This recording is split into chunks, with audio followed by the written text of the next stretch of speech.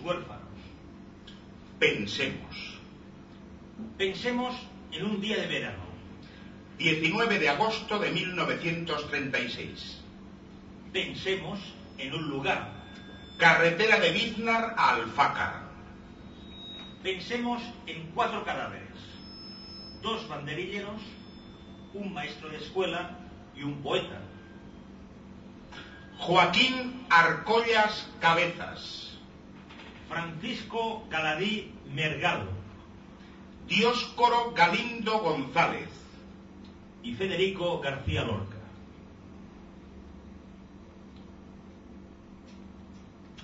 Señoras y señores, la dictadura es un lugar en el que los perros, en vez de morder, te hacen así.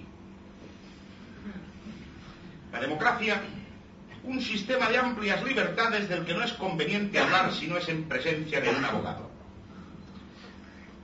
Y la próxima semana hablaremos de la monarquía. El lema de la República fue cultura. El lema de la dictadura fue censura. El lema de la transición fue manicura. Y el lema de la monarquía es qué bonito es ser abuelo. Ustedes eligen, puesto que son gente con estudios o en su defecto universitarios, estamos seguros de que elegirán el lema que más les convenga.